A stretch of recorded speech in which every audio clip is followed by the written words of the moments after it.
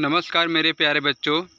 जैसा कि आप सभी को पता है यूपी ट्रिपल एससी पेट का एग्ज़ाम बहुत ही करीब आ चुका है और यह एग्ज़ाम 16 तारीख के लमसम 15-16 तारीख को होगा। तो आप सभी को मेरी तरफ से शुभकामनाएं। तो आइए देखते हैं क्वेश्चन। पुरी में रथ यात्रा किसके सम्मान में आयोजित की जाती है? हमारे पास 4 ऑप्शन हैं: भगवान राम, भगवान विष्णु, भगवान जगन्नाथ, भगवान विष्णु। तो सभी को पता होगा ये जो हमारा पुरी में रथ यात्रा है भगवान श्री कृष्ण के सम्मान में आयोजित की जाती है। तो आइए आगे देखते हैं। हिंदुओं का तीर्थ स्थल सबरीमाला किस राज्य में स्थित है? हिंदुओं का तीर्थ स्थल सबरीमाला किस राज्य में स्थित है? पहला ऑप्शन है महाराष्ट्र में, दूसरा केरल में, तीसरा उत्तर प्रदेश में और चौथा मध्य प्रदेश में। तो हिंदुओं का तीर्थ स्थल सबरीमाला हमारा केरल में स्थित है। तो हिंदुओं का तीर्थ स्थल सबरीमाला केरल राज्य में स्थित है। आइए आगे बढ़ते हैं। हॉर्निबल फेस्टिवल किस त्योहारों भी कहा जाता है? किस राज्य में मनाया जाता है? तो हमारा दूसरा ऑप्शन होगा नागालैंड।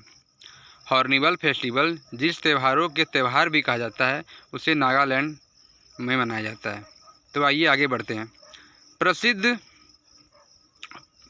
प्रसिद्ध वार्षिक गंगा सागर मेला भारत के किस राज्य में आयोजित की जाती है?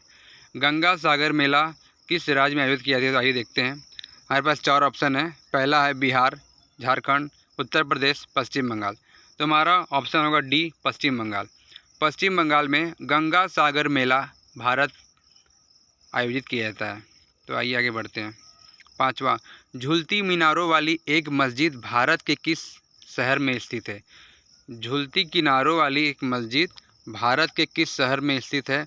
पहला है कानपुर, दूसरा है अहमदाबाद, तीसरा है जयपुर, चौथा ऑप्शन है रांची। तो हमारा बी ऑप्शन सही होगा, अर्थात अहमदाबाद में झूलती मीनारों वाली एक मस्जिद स्थित है। तो आइए आगे बढ़ते हैं। हमारा अगला क्वेश्चन है पृथ्वी दिवस कब मनाया जाता है? ऑप्शन नंबर 1 42 अप्रैल, बी 17 सितंबर, 16 फरवरी, 4 अप्रैल। तो हमारा 22 अप्रैल को पृथ्वी दिवस मनाया जाता है। जैसा कि उत्तर लिखा हुआ है, 22 अप्रैल को दुनिया भर में पर्यावरण संरक्षण के लिए समर्थन प्रदर्शित करने के लिए आयोजित किया जाता है। तो आइए आगे बढ़ते हैं। निम्नलिखित संस्थानों में से कौन सी संस्था ने अक्टूबर 2 को अंतर्राष्ट्रीय अहिंसा दिवस घोषित किया गया?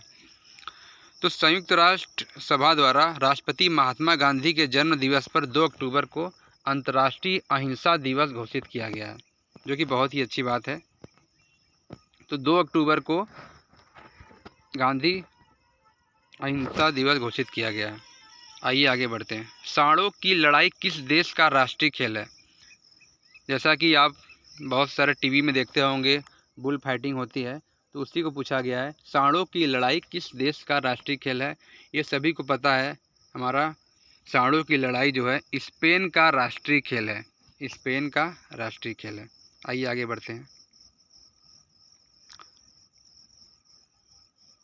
वन महोत्सव किससे संबंधित है? वन महोत्सव किससे संबंधित है? पहला ऑप्शन है पेड़ काटना, दूसरा है पेड़ लगाना, तीसरा है फसलों में वृद्धि, चौथा है पौधों का संरक्षण। तो हमारा वन महोत्सव का संबंध पेड़ लगाने से है। जैसा कि नाम में ही स्पष्ट है, वन महोत्सव, महोत्सव का मतलब खुशियाँ मनाना, मतलब पेड़ लगाएंगे तो खुशियाँ मनेंगी, ऑक्सीजन मिलेंगे। तो हमारा बी ऑप्शन सही होगा, पेड़ लगाना। तो आइए आगे बढ़ते हैं। वर्ष 1959 तक पाकिस्तान की राजधानी कहाँ थी? वर्ष 1959 तक पाकिस्तान की राजधानी कहाँ थी? ये सभी को पता होगा, कराची जो है 1959 तक पाकिस्तान की राजधानी थी। आइए आगे बढ़ते हैं। भारत में कभी कभी हरित मंत्रालय कहा जाने वाला मंत्रालय है? भारत में कभी कभी हरित मंत्रालय कहे जाने वाला मंत्रालय है। पहला ऑप्शन हमारा कृषि और ग्राम विकास, दूसरा है पर्यावरण और वन, तीसरा है धरातल और परिवहन और चौथा है नगर विकास और भूदृश्य। तो हमारा दूसरा ऑप्शन सही होगा। दूसरा ऑप्शन ये हमारा है पर्यावरण और वन। तो आइए आगे बढ़ते हैं। कंगारू किस देश का प्रतीक है? कंगारू किस देश का प्रतीक है?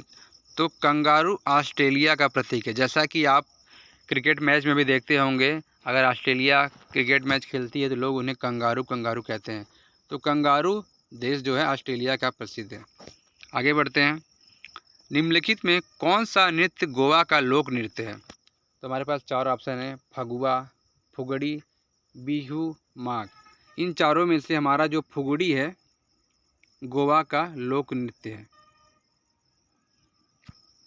तो बच्चों आगे बढ़ते हैं। किस वर्ष में भारतीय क्रिकेट टीम ने दूसरी बार पुरुषों का एक दिवसीय विश्व कप जीता था? किस वर्ष में भारतीय क्रिकेट टीम ने दूसरी बार पुरुषों का एक दिवसीय विश्व कप जीता था? तो हमारे पास 4 ऑप्शन हैं, 2015, 2007, 2003, 2011। तो हमारा जो डी ऑप्शन है 2011 में भारतीय क्रिकेट टीम ने 2011 में भारतीय क्रिकेट टीम ने दूसरी बार पुरुषों का एक दिवसीय विश्व कप जीता था। तो आइए आगे बढ़ते हैं। भारत में प्रतिवर्ष राष्ट्रीय विज्ञान दिवस कब मनाया जाता है? हमारा जो अगला क्वेश्चन है, भारत में प्रतिवर्ष राष्ट्रीय विज्ञान दिवस कब मनाया जाता है? तो हमारा ऑप्शन होगा डी, जैसा कि इसमें लिखा हुआ है राष्ट्रीय विज्ञान दिवस प्रतिवर्ष 28 फरवरी को मनाया जाता है। तो हमारा डी ऑप्शन जो है 28 फरवरी को भारत में प्रतिवर्ष राष्ट्रीय विज्ञान दिवस मनाया जाता है। आगे बढ़ते हैं। जापान की मुद्रा क्या है? जापान की मुद्रा हमारा येन है, आप सभी को पता होगा। आइए मेरे प्यारे बच्चों आगे बढ़ते हैं। माई कंट्री माई लाइफ नामक पुस्तक के लेखक कौन है? माई कंट्री माई लाइफ के पुस्तक के लेखक हमारे लाल कृष्ण आडवाणी जी हैं। ज़्यादा ऑप्शन देने से कन्फ्यूजन हो जाएगी, इसलिए डायरेक्ट जो नाम है वही पढ़ते हैं। Lal Krishna Advani ji my country my life नामक पुस्तक के लेखक हैं। आगे बढ़ते हैं। हाल में ही किसने अपनी आत्मकथा एवं अनसुटेबल बॉय का लोकार्पण किया? हाल में ही किसने अपनी आत्मकथा एवं अनसुटेबल बॉय का लोकार्पण किया? तो हमारे पास 4 ऑप्शन आते हैं, ऋषि कपूर, करण जौहर, MS धोनी, विक्रम सेठ। तो हमारा जो अभिनेता करण जौहर जो हैं, करण जौहर ने अपनी आत्मकथा एवं अनसुटेबल बॉय का लोकार्पण किया है। तो आइए आगे बढ़ते हैं। रोमसिंग विद लाइफ नामक पुस्तक के लेखक कौन है? रोमसिंग विद लाइफ नामक पुस्तक के लेखक अभिनेता देव आनंद जी हैं। चौथा है, इंडिया विंस फ्रीडम आत्मकथा है। इंडिया विंस फ्रीडम किसकी आत्मकथा है? तो आइए आगे देखते हैं। इंडिया विंस फ्रीडम हमारा जो है अब्दुल कलाम, डॉक्टर APJ अब्दुल कलाम जी की आत्मकथा है। ये इंपॉर्टेंट क्वेश्चन है बच्चों। आइए आगे बढ़ते हैं। गांधी को प्रभावित करने वाली पुस्तक अनटू द लास्ट का लेखक कौन है? गांधी जी को प्रभावित करने वाली पुस्तक अनटू द लास्ट का लेखक हमारे जॉन रस्किन है। तो दोस्तों आगे बढ़ते हैं। प्रसिद्ध काव्य गीत के रचयिता कौन है? प्रसिद्ध काव्य गीत के रचयिता जयचंद जी हैं। प्रसिद्ध गीत काव्य के रचयिता जयचंद जी प्रसिद्ध काव्य गीत के रचयिता हैं। आइए आगे बढ़ते हैं। अभिज्ञान शाकुंतलम एक क्या है? तो हमारे पास 4 ऑप्शन है, ड्रामा है या उपन्यास है या कविता है या कहानी है। तो हमारा जो ऑप्शन ए है ड्रामा है, मतलब ड्रामा अभिज्ञान शाकुंतलम एक ड्रामा है। आइए आगे बढ़ते हैं। केंद्रीय खाद्य प्रौद्योगिकी और अनुसंधान CFTRI कहाँ पर स्थित है? सेंट्रल खाद्य प्रौद्योगिकी इंस्टीट्यूट कहाँ पर स्थित है? तो हमारा central food technology research institute हमारा मैसूर में स्थित है। मैसूर में हमारा केंद्रीय खाद्य प्रौद्योगिकी अनुसंधान स्थापित है। आइए आगे बढ़ते हैं। भारत को प्रथम नोबेल पुरस्कार इस विषय के लिए दिया गया था। हमारे पास 4 ऑप्शन है, साहित्य के लिए, औषधि विज्ञान के लिए, रसायन विज्ञान के लिए या भौतिकी के लिए। तो हमारा जो ऑप्शन होगा नोबेल पुरस्कार हमारा साहित्य के क्षेत्र में, भारत को प्रथम नोबेल पुरस्कार साहित्य के क्षेत्र में दिया गया था। भारत को प्रथम नोबेल पुरस्कार साहित्य के क्षेत्र में दिया गया था। भारत को प्रथम नोबेल पुरस्कार साहित्य के क्षेत्र के लिए दिया गया था। तो आइए आगे बढ़ते हैं। ग्रैमी पुरस्कार किस क्षेत्र में दिया जाता है? हमारे पास 4 ऑप्शन है, साहित्य, संगीत, विज्ञान, आविष्कार और खोज। हमारा जो ग्रैमी पुरस्कार जो है वो संगीत के क्षेत्र में दिया जाता है। ग्रैमी पुरस्कार संगीत के क्षेत्र में, ये संगीत के प्रेमियों को अच्छी तरह समझना चाहिए। जो हमारा ग्रैमी पुरस्कार है वो संगीत के क्षेत्र में दिया जाता है। तो हमारा संगीत का ऑप्शन सही होगा। आइए आगे बढ़ते हैं। भारत में ज्ञानपीठ पुरस्कार पाने वाली महिला कौन थी? भारत में ज्ञानपीठ पुरस्कार पाने वाली महिला श्रीमती आशापूर्ण देवी जी थी। आशापूर्ण देवी जी भारत में ज्ञानपीठ पुरस्कार पाने वाली महिला थी। आइए आगे बढ़ते हैं। दादा साहेब फाल्के पुरस्कार का सर्वप्रथम किसे मिला था? दादा साहेब फाल्के पुरस्कार सर्वप्रथम किसे मिला था? तो हमारे श्रीमती देविका रानी जी को फाल्के पुरस्कार मिला था।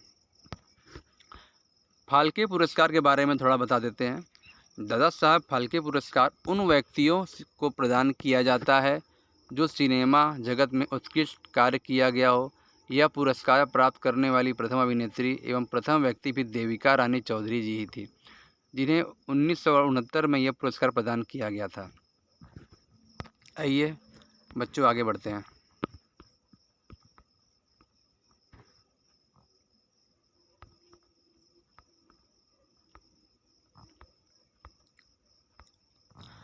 भारत रत्न पुरस्कार सम्मानित विदेशी महिला कौन थी?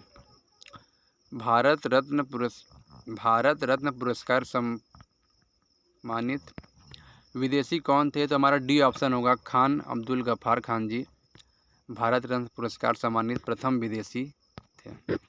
भारत रत्न पुरस्कार प्राप्त करने वाली प्रथम महिला कौन है? भारत रत्न प्राप्त करने वाली प्रथम महिला कौन है? तो हमारी जो इंदिरा गांधी जी हैं, प्रथम महिला हैं भारत रत्न पुरस्कार प्राप्त करने वाली। आइए आगे देखते हैं।